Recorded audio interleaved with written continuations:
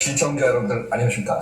우리나라 유통기업의 지금 큰 변화의 혁이 지금 바뀌고 있습니다. 결국 유통기업에서 매출 40조 돌파는 경이로운 것입니다. 이미 2025년 2월 결산 보니까요. 24년이네요. 쿠팡의 매출 41조 2,901억 원, 영업이익 6,023억 원. 2년 연속 영업이익을 한 6천억 돌파했는데요. 사실 영업이익률은 조금 감소했습니다. 중요한 건 이제 쿠팡도 뒤에 설명했지만은 지금까지 투자된 자금이 6조 2천억 원 이상 투자됐고요. 누적 영업 손실도 6조 원이 넘었습니다. 물론 이제 앞으로도 2, 3조 더 투자한다고 그러는데 이 내용 포함해서 24년 매출 실적 한 번쯤 살펴보겠습니다. 자, 마 교수님, 우리나라 유통기업이 40조 넘는 건 대단하네요. 그렇죠? 그렇죠. 이게 유례 없는 일이 또 계속 쿠팡 발로 이루어지고 있는데, 계속 어닝 쇼크라고 봐도 괜찮을 정도로 실적이 너무 견조하거든요. 네. 일단은 매출만 하더라도 41조가 넘었는데, 작년 대비해서 달러 원화 약간 차이는 있지만, 그냥 원화 기준으로 한 다음에는 한 29%가 올라왔기 때문에, 거의 30% 육박하는 신장을 보이고 있다는 거고, 네. 아마 국내 전자상거래 시장, 소매 시장 자체가 이제는 한 자릿수로 성장률이 떨어졌죠. 그렇죠. 전자상거래만 하더라도 이제 5%대로 떨어졌기 때문에 사실은 쿠팡의 성장을 제외한 나머지 기업들은 전부 역성장이다. 단 네이버를 제외한, 네이버는 사실은 정확하게 지금까지는 이런 플레이어로서 규정되기가 애매한 부분이기 때문에 네이버 커머스를 제외한 모든 전자상거래 업체들은 사실은 많이 어려움을 겪고 있다. 특히 종합몰들. 종합몰이라고 하면은 거의 대부분 상품들을 판매하는 지마켓이나 11번가라든지 스타컴이라든지 롯데홈이라든지 이런 데를 얘기하고 있는데, 이런 종합몰들이 굉장히 큰 타격을 받고 있고 그 과실을 다 쿠팡이 걷어가는 그런 식으로 되고 있고요. 네. 특히 이게 41조 매출 중에는 국내 사업과 신사업으로 나눠서 본다면 순수 국내 유통 부분, 네. 국내 유통 부분이라면 로켓 배송이라든지 로켓 프레시라든지 로켓 그로스라든지 그런 상품 판매 부분이 있는데, 거기서 36조가 나왔기 때문에 전체 매출의 88%가 나왔어요. 네. 90%에 육박하는 게 국내 이제 이 커머스 사업에서 나온 부분이고, 신사업 부분, 여기도 국내긴 하지만 쿠팡 이츠라든지 쿠팡 플레이라든지 대만이라든지 팝세치라든지 그런 신사업에서 한 5조, 한 11% 정도의 매출이 나왔기 때문에 국내 이 커머스 부분의 매출이 압도적으로 높은 그런 모습을 좀 보이고 있고요. 이 국내 커머스 부분만 보더라도 사실은 지금 아까 심각하다고 얘기를 드렸는데, 신세계그룹이 그동안에 국내 유통의 왕자였죠. 사실은 그 전에 10년 전만 하더라도 롯데쇼핑이 왕자였었습니다. 롯데쇼핑이 왕자였다가 유통공룡이었죠. 롯데쇼핑, 이마트, 신세계 이렇게 왔죠. 그렇죠. 근데 지금 바뀐 게 이제 이마트 그룹이 이제 온오프라인으로 확장도 하고 그러면서 이마트 그룹이 작년 매출이 35조 9천억이 나왔었거든요. 그렇게 나오죠. 35조 9천억이 나왔는데 지금 홈플러스 지금 쿠팡 41조에 대비한다면은 격차가 점점점 벌어지고 있고요. 어느 정도인가 하면은 국내에 있는 5대 백화점 전체, 여기에 롯데, 신세계, 애경, 현대백화점, AK, 이 국내 5대 백화점 전체 매출이 지금 한 40조 6천억이거든요. 47천억. 국내 5대 백화점 전체 매출보다도 지금 쿠팡의 매출이 앞서가고 있는 거고요. 할인점만 하더라도 이마트가 150개, 거기다가 홈플러스랑 롯데까지 한다 그러면은 거의 한 400개 육박하는 할인점이 있는데, 이런 대형마트 전체 매출이 37조거든요. 37조. 지금 그래서 이 쿠팡의 매출이 지금 심상치 않은 거는 단순하게 한 유통기업의 매출이 하나의 거대한 카테고리 매출을 넘어서는, 즉 백화점 전체, 대형마트 전체를 넘어서고 신세계그룹 전체 매출 한참 뛰어넘는 정말 놀라운 성적을 지금 보이고 있다. 그렇게 얘기할 수 있을 것 같아요. 이제 우리나라 유통시장의 규모는 이제 한정적이지 않습니까? 한 514조나 이런 데이터가 일단은 나오고, 24년에 이커머스 시장이 한 242조 났죠? 맞습니다. 그리고 이게 520조, 3조가 더 이제 과반이 이제 50% 차지할 텐데, 작년보다 올해 2025년이 소비 상황이 더 안 좋다 이런 얘기를 하면은 250조 원 전후 될 것 같지 않습니까? 근데 그 가운데서 우리가 이제 마 교수님하고도 방송이 있지만 매출하고 또 거래 대금 다르지 않습니까? 근데 이 상황에서 지금 쿠팡은 거래 대금이 총 거래액이 한 55조 나왔고, 네이버가 50조 3천억, 지마켓 14조, 11번가 9조, 스타컴 6조 3천, 알리가 한 3조 7천 나왔네요.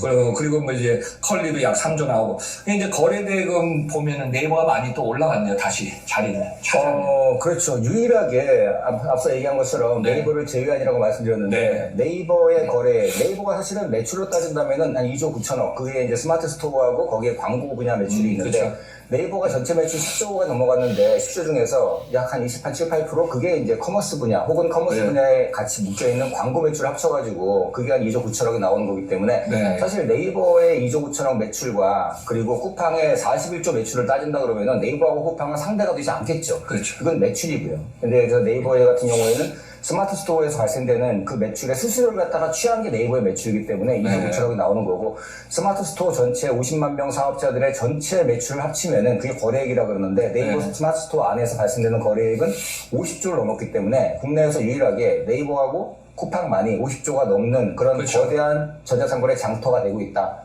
네이버 얘기는 제가 뒤에 좀 더 얘기를 드릴 거고요. 그렇죠. 2부에서도 말씀해 주시고. 쿠팡만을 네. 먼저 말씀을 드린다면은 네. 지금 41조 정도의 매출이라고 그런다면 매출 규모로 따진다 그러면은 이게 국내 소매 시장 아까 514조라 그랬는데 네.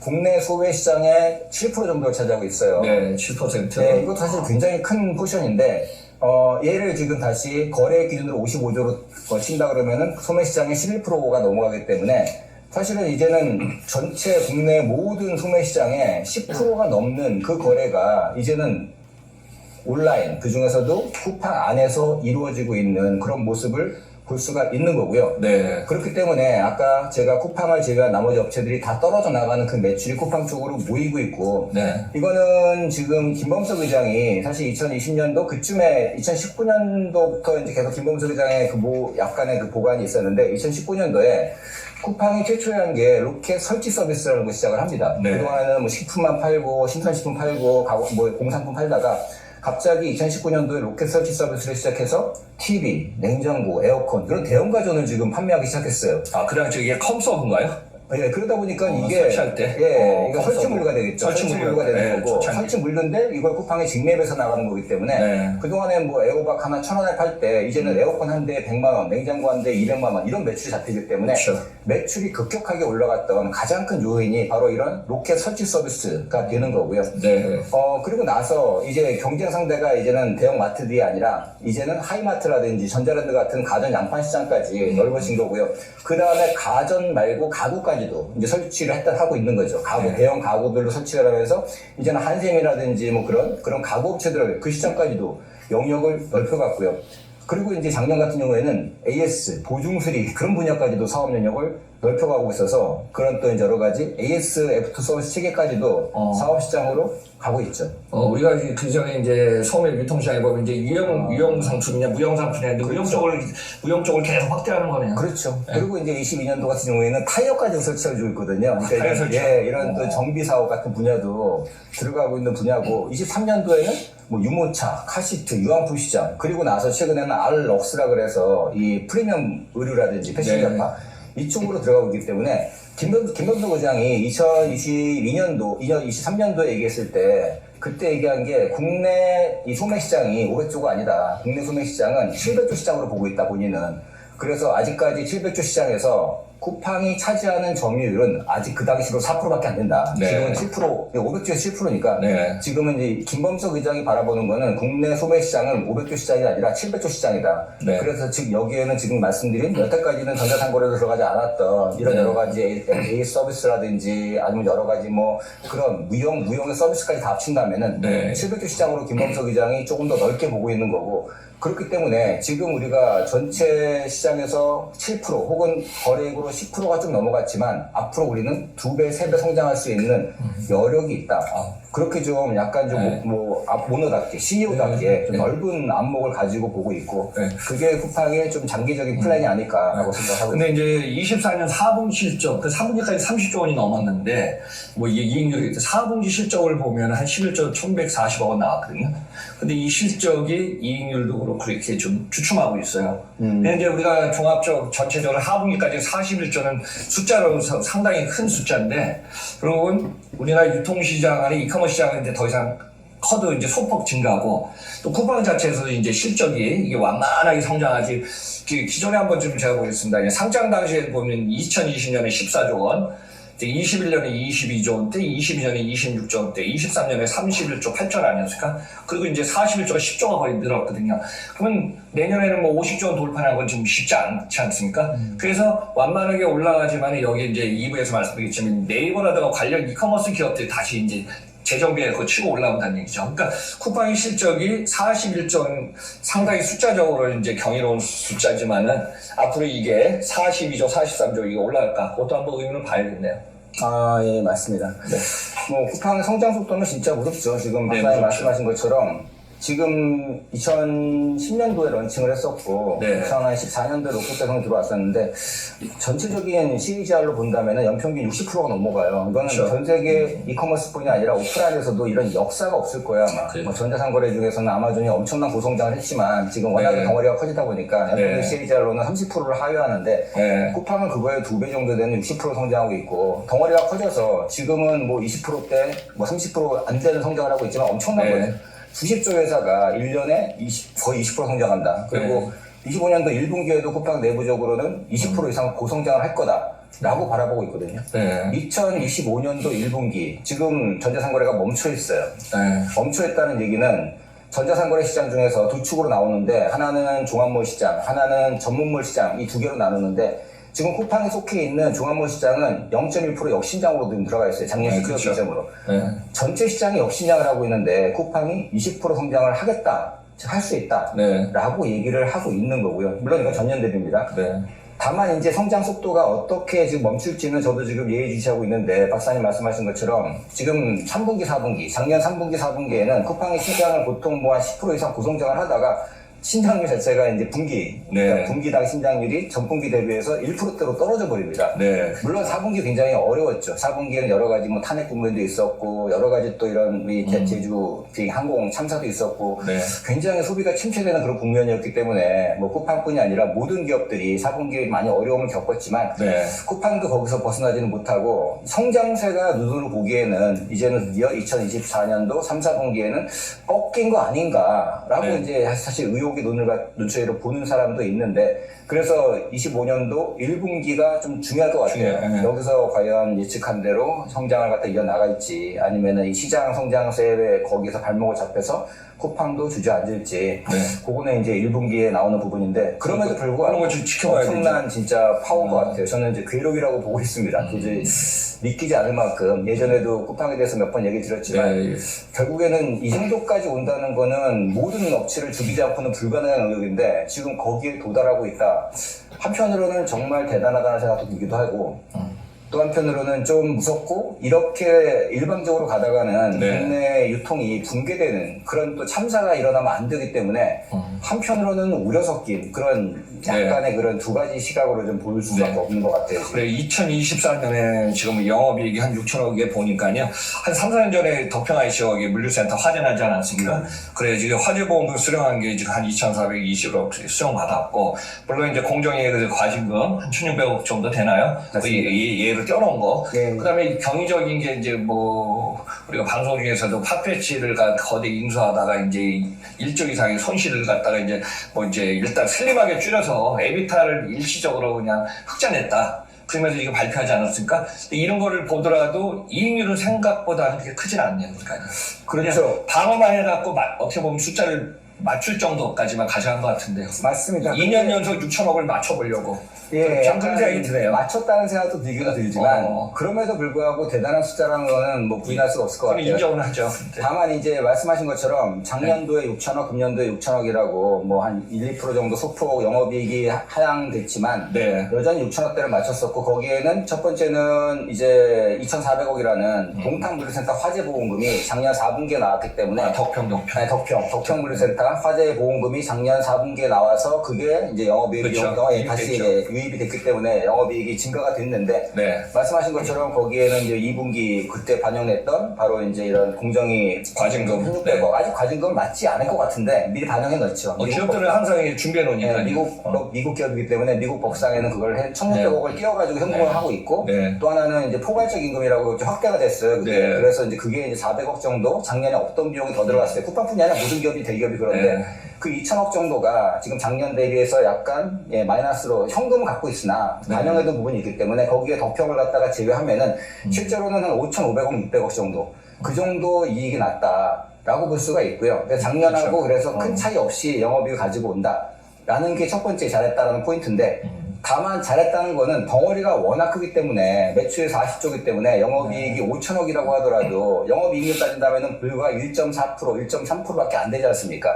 그래서 이게 과연 쿠팡이라는 IT 기업도 표방을 하고 굉장히 다양한 사업을 하고 있고 독과점 기업인데 일반적으로 그렇게 본다면 독점 기업에서 영업이익률을 1%대밖에 못 나온다.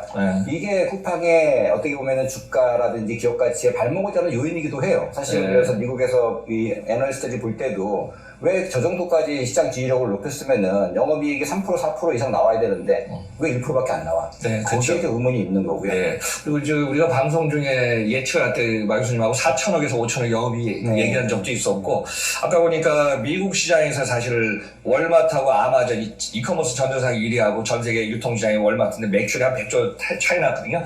최근에 보니까 이거 월별로는 일시적으로 또 아마존이 매출을 앞섰더라고요. 맞습니다. 근데 이제 이커머스 시장이 글로벌에서는 크로스보더 시장에서 대세인 건 많지만은 쿠팡 입장에서는 매출을 엄청 올려놨지만은 2025년에 이게 44조가 될지 45조가 될지 목표는 갖고 있겠죠. 거기까지 가려는 거는 중요할 것 같습니다. 이 시장 자체가 거의 지금 주춤하고 있어서. 네, 맞습니다. 제가 여기서 말씀드린 거는 박사님께서 좀 지금 아주 시적절하게 아마존하고 월마트 얘기를 해주셨는데 그 얘기 좀 드리고 싶었었어요, 사실은. 쿠팡이 롤모델을 삼고 있는 거는 오직 아마존밖에 없고 우리나라에 있는 어떤 기업, 전 세계 어떤 기업도 롤모델이 아니라는 거죠. 아마존의 제프 베조스가 갔던 그 길을 그대로 따라가서 지금까지 제가 아까 말씀드렸던 쿠팡의 로켓 배송부터 해서 뭐 가전 가구부터 해서 서비스 사업, 쿠팡 이츠 플레이 뭐 그다음에 그 나머지 모든 사업, 풀프먼트 서비스까지 한치 오차도 없이 아마존을 따라가고 있는데 그럼에도 불구하고 아마존과의 차이는 아마존이 24년도 마감 영업 이익을 보면 매출은 뭐 거의 900조를 넘어갔죠. 930조, 940조를 넘어갔기 때문에 지금 전 세계 1등 매출 기업인 월마트하고 지금 엎치락뒤치락 할 정도로 4분기엔 잘했어요, 실제. 4분기에는 역사상 처음으로 아마존이라는 전자상거래 기업이 전 세계 모든 기업을 통틀어 매출 1등인 기업이 월마트인데 IT 기업뿐이 아니라 뭐 유통, 물류 어떤 기업 합치더라도 제조업 기술기업까지도 그렇죠. 그 월마트의 매출을 아마존이 4분기에 잡았고요. 아마 이제 연간으로 따진다면은 한 몇십 조 정도는 아직까지는 월마트가 앞서고 있는데 역사적인 해이기도 했어요. 올해도 지금 엎치락뒤치락 할 것 같은데요. 근데 중요한 건 아마존이 매출만 높은 기업이 아니라 아마존의 그 베이스를 보면은 아마존 영업이익이 지금 48.8%가 나와요. 매출 이익이. 매출 이익입니다. 영업이익이 아니라. 즉, 원가율이라고 그러는데 아마존은 100원짜리 상품 하나 팔면은 488원이 남는 거예요. 엄청난 거거든요. 사실은 이 유통기업이라고 그러면 말이 안 되잖아요. 유통기업들은 원가율이라는 게 있기 때문에 내가 물건을 사가지고 와서 팔아야 되기 때문에 항상 원가율이 70에서 80%가 잡힙니다. 그게 전통적으로 그래서 롯데라든지 홈플러스라든지 이마트, 월마트 같은 경우에는 원가율이 항상 보면은 70%가 넘어가요. 즉, 총 마진으로 본다 그러면은 팔았을 때 얼마 남았어? 25% 전후가 가장 많이 남은 그런 이익률이거든요. 그래서 뭐 롯데나 이마트, 월마트 다 똑같이 100원 팔면은 25원 남는 구조라는 거죠. 근데 쿠팡도 똑같은 그런 전자상거래 기업이 아니라 쿠팡 역시도 상품 팔아가지고 원가율을 잡히는 기업이기 때문에 쿠팡도 마찬가지로 그냥 100원 팔면은 25원이 남는 25% 정도. 그게 여태까지 달려왔던 목표였었거든요. 그래서 제가 몇 년 전에 쿠팡 쪽이나 거기 관계자들 얘기 들어보면은 쿠팡이 생각하는 목표 이익률을 한 27% 정도를 잡은 걸 갖다 그때 기억을 해요. 우리가 가고자 하는 거는 이마트라든지 뭐 롯데같이 1등 기업이 우리나라에서 매출 얼마큼 이익률이 얼마야? 매출 이익률이 27%. 27%가 나와야지 평간비 다 떼고 나면은 영업이익이 한 4에서 5% 나오는 그런 구조가 됐었거든요. 그 당시에. 그 4, 5%는 굉장히 잘하는 건데 쿠팡이 그걸 목표로 잡았는데 칭찬할 거는 쿠팡의 지금 매출 이익률이 30%를 돌파했어요. 30%를. 이거는 진짜 역사적인 일이죠. 사실은 쿠팡의 그 영업이익률에는 거기에는 또 이제 물류비도 들어가기 때문에 굉장히 어려운 얘기거든요. 근데도 이 물류비까지 다 포함해서도 지금 쿠팡의 매출 이익률이 30%를 넘었다는 거는 굉장히 놀라운 일입니다. 그러면은 쿠팡이 전반적인 이제 매출 상황 얘기했으니까 저 다음 방송에 쿠팡의 이제 어떤 사업 부문별 세부적인 얘기도 하면서 또 아마존 관련된 얘기도 하면서 또 그 뭐 물류도 주축목되니까 그런 얘기도 조금 좀 넣었으면 좋겠습니다. 저는 이게 마지막으로 요 한 번 넣고 싶습니다. 전 세계 이커머스 1위 기업의 아마존이 라이벌 기업은 월마트밖에 없고 미국 시장의 마켓 시어 2000년대 시작할 때는 이커머스가 10%도 안 됐거든요. 그러니까 미국 시장을 거의 리더 기업으로 가면서 전 세계 글로벌의 컨트리를 갖다가 많이 만들지 않았을까? 근데 이제 쿠팡은 교과서가 일단 있으니까 아마존을 보면서 한국 시장이 일단 좀 어느 정도 네트워크나 모두가 확장시켰네요. 이제 대만 사업 이런 얘기도 이제 다음 시간에 하면 되겠네요. 예, 맞습니다. 뭐 다음 방송 살짝 읽어드린다면은 네, 대만 그 아마 얘기도 좀 하시고. 예, 국내 유통 뭐 아니면은 뭐 이런 네. 전문 방송이나 유튜브에서는 한 번도 다루지 않았을 거예요. 이런 네. 얘기를. 쿠팡의 실제적인 그런 재무제표라든지 운영 전략상에서 각각의 카테고리마다 발생되는 이익이나 네. 뭐 해외 사업에 대한 그 이제 팝피치에 대한 그런 또 이 뭐 극적으로 지금 많이 바뀌고 있는 그런 모습에 대한 얘기 좀 드리고 말씀하신 것처럼 네. 뭐 대만 그리고 뭐 이런 여러 가지 신사업에 대한 얘기도 조금씩 드리면서 네, 좋죠. 쿠팡이 왜 이렇게 강력한 공룡이 됐는지 괴물이 되고 있는지 그 부분을 조금 더 네. 디테일하게 분석해서 전달해 드리는 시간을 갖도록 하겠습니다. 그래, 다음 방송에서 쿠팡에 관련된 사업권 한번 좀 정리할 테니까요. 참고해 보시기 바랍니다. 감사합니다.